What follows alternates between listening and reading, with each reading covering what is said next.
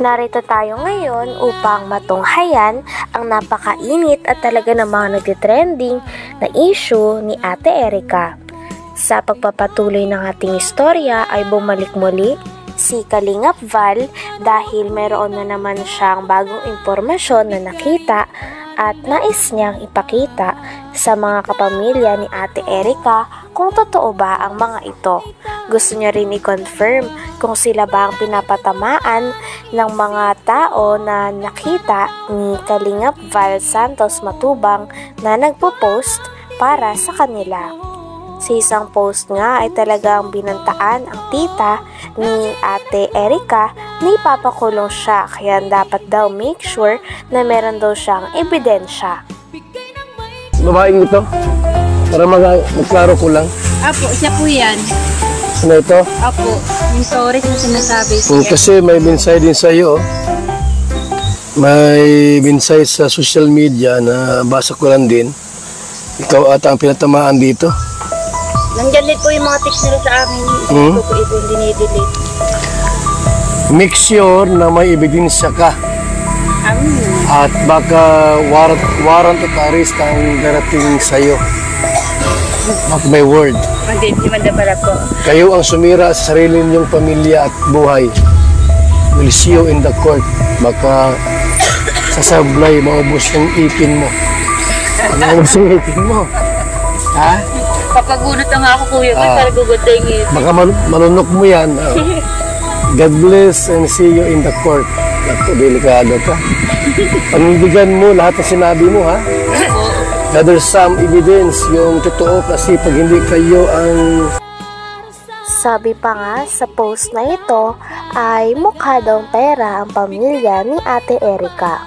Talagang kailangan daw nila ng patunay at mga ebidensya dahil nais silang kasuhan ng tao na ito at baka humantong pa nga sa korte. Habang binabasa nga ni Kalingap Val Santos Matubang ang message na ito o post na ito sa tita ni Ate Erica at sa lolo niya ay talagang hindi nag-a-agree ang tita ni Ate Erica dahil marami ngang sinasabi doon at parang binabaliktad sila at sinasabihan pa sila na mukha daw silang pera. Kaya daw nagagalit ang pamilya ni Ate Erica sapagkat hindi daw sila binigyan ng pera ng mga e-lovers. Kaya naman salungat dito ang lolo ni Ate Erica. Mabanggit pangalan ko. Amy Torres. Sobra mo pakialaman sa hindi nyo naman pera at buhay. Be ready for yourself. Nagpauto kasi kayo, yan, kayo din nagpapahiya sa korte. Nagpauto kasi kayo, yan, kayo din mapapahiya sa korte. Gagalit kayo kasi di namin kayo binigyan ng pera. Ano naman po ang kinagagalit po namin sa kasi mukha kayong pera. Kahit nakabigay kami ng ilang bisis, dinay kayo ng dinay. Ano yun?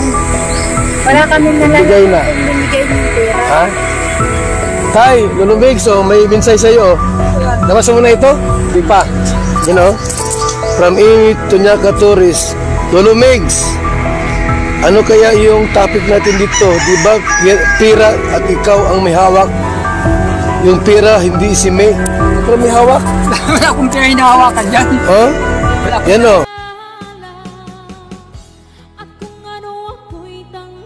Grabe at todo nga ang pagsalungat ng lolo ni Ate Erica sa mga message at post na binabasa sa kanya ni Kalingap Val Santos Matubang. Talagang walang katotohanan daw ang mga ito dahil lang totoo daw ang sinasabi nila. Talagang hindi nga din daw sila natatakot dahil alam din nila sa sarili nila na nagsasabi sila ng totoo. At kitang-kita din na naniniwala naman si Kalingap Val Santos Matubang sa sinasabi ng pamilya at lolo pati na rin ng tita ni Ate Erica. Grabe at patagal ng patagal ay mas lalo na nga umiinit ang mga balita tungkol sa issue ni Ate Erica. Sino nga ba ang talagang may mali sa issue na ito? Pera at ikaw ang may hawak. Yung pera hindi si May. pero may hawak. Wala akong pera hinahawakan dyan. Ha? Wala akong Yan o. pera. Dahil kayo ang bumili ng mga gamit. Utos lang ni Silam. Utos yun yung sisilam. Anong gamit yung binili niyo tayo? Yung siminto, ano, yung mga agribil, yung mga ginagamit. Saan ginamit? Sa bahay din. Okay. Hindi pa mambagatang na gano'n. Gawa ng Magkano halaga noong binigay sa'yo? lang yata yun. Tandaan lang yata yun. 100,000 Oo. binigay. Hindi man, Hmm. sa kanya naman ang gagaling. Bigyan nga sa akin. Ikaw daw ang may hawak ng pera, hindi si May. Wala sa akin, sa kanya. Siya nagbibigay ng pera pang bili ng mga gamit. Kaya ako tayo nandito para malinaw ko naman kasi baka mamiyas. Pero ang salita ko, yung pala, ikaw pala may kasalanan. Ha? Ako po siya talaga wala. Sinabi pa nga sa post na talagang parang sobra na daw ang pamilya, lalo na ang tita ni Ate Erica at ang lolo ni Ate Erica sa kanya. Kaya naman pinagtatanggol nga ng post na ito si Ate Erica at ang kanyang ate. Talagang sabi nga ng lolo ni Ate Erica ay napakarami daw maling impormasyon doon at talagang pinaliwanag din ni Lolo Miguel ang kanyang sarili sa mga manonood. Talagang marami pa nga mga bagay na hindi nalilinaw tungkol sa issue na ito, kaya mareresolba pa kaya ang mga ito? Dahil nagagalit na nga talaga si Lolo Miguel pati na rin ang tita ni Ate Erica. Talagang habang patagal na patagal ay mas umiinit na nga ang issue nito. Sino nga ba ang tunay na may mali? Ang pamilya ba ni Ate Erica o sila Ate Erica at ang kanyang ate? Namin. And more pa in the court. Bidonda ka rin. Hindi kami natatakot. Don't miss it. Oh. Katotohanan lang. You want to fix this. Ayaw niyo manahimik kasi. So, this is not a joke for us. And sorry. Sorry ha, need ko na po kasi magsalita. Sumubra na kayo kay Erica. Alam mo ko, Dagat yan. Kami pa po yung Nung hindi pa si Mrs. na ospital, ako ang inuutosan nila at wala man silang alam sa pagbibili ng mga steel bar, siminto, graba, buhangin. Baka, Binibigay mo sa akin pera. Ako na siyempre ako nagkuhan sa sa hardware. Yun.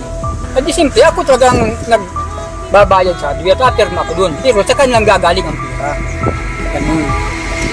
May prueba naman din po kami kung yung kanino ang pera. Kahit tiyahin ko kapag salita. Oh. So, sumubra na kayo kay Erica.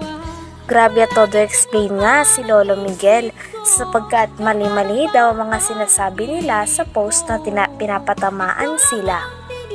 Bukod sa sinabihan sila ng mukha silang pera, ay sinasabi pa na kinokontrol nila ang pera nila Ate Erica at sa mga pagpapagawa ng bahay.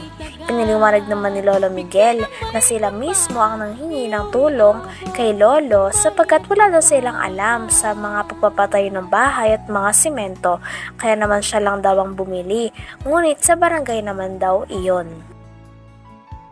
Anak, ang dapat ay obligasyon sa inyo. At wala kayong pakialam doon sa pera ni John A. o pera namin dahil hindi po sa inyo yun. Wala kayong karapatan sa pera yan. Ano ko karapatan dahil nagpapatulong sila sa akin. Ang sabi, tulungan, wala silang alam, magpagawa ng bahay. Ako nagpawa ng bahay na yun. At yung bahay pong yun ay sa barangay. Luting yun, ako nagbili nun. Ngayon, ang sabi ko doon sa binili nyo, nakuha, at yun din nangyari, walang kuryente, di itong madali at may kuryente. Di pick ko namin yung kuryente, pinalo up namin, nagkaroon ng kuryente. Ayun ang pinagawa namin para madali-dali na. Ay pira sabi na ako nagawak ng pira, hindi wala sa akin yan. Sila nagbibigay ng pira sa akin. Na pambayad sa mga ginagawa. Inutusan ka lang. Utusan ko. Ginamit lang ako. Ay kung alam ko lang ang magkakaganyo, hindi ako masunod sa kanila. Bakit tayo